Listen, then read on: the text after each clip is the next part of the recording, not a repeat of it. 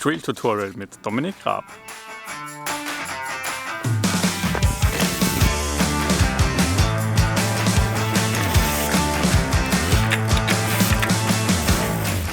Wie funktioniert Q-Lock?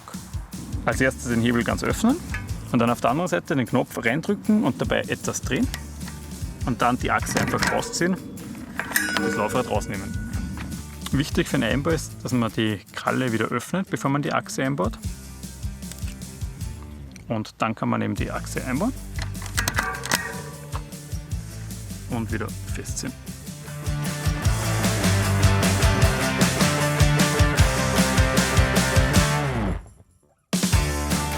Was ist das für ein blauer Ring?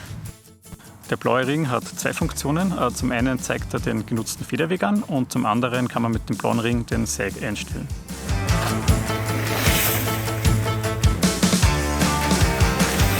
Was ist Sag? Der Sag zeigt an, wie viel Federweg nur mit dem eigenen Körpergewicht im Stand genutzt wird. Mit dem blauen Ring kann man den Sag messen. Und das sieht dann so aus.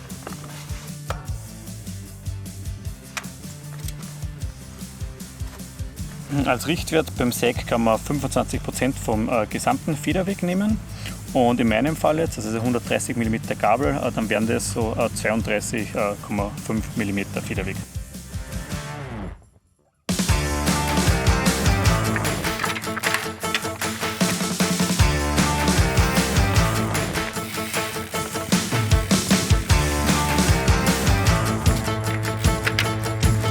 Den optimalen Sag erreiche ich bei meinem Körpergewicht, das sind so ungefähr 72 Kilo, mit 80 PSI.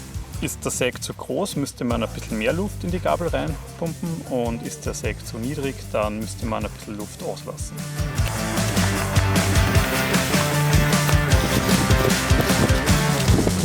Was ist Progression?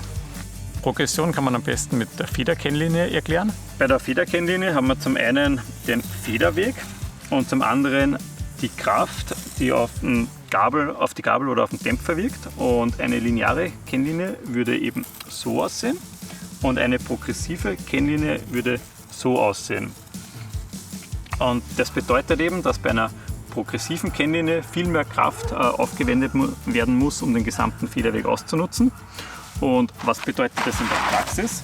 Wir wollen ja, dass die Gabel leicht anspricht, gut anspricht, dass der gesamte Federweg ausgenutzt wird, aber die Gabel soll natürlich auch nicht durchschlagen oder der Dämpfer soll natürlich auch nicht durchschlagen.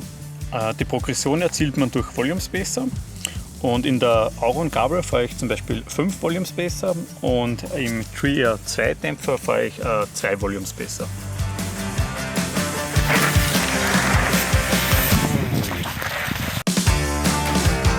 Wofür sind diese ganzen Knöpfe da? Der Knopf ist für Low Speed Compression und der Knopf ist für High Speed Compression. Also Compression ist die Druckstufe und regelt die Einfedergeschwindigkeit.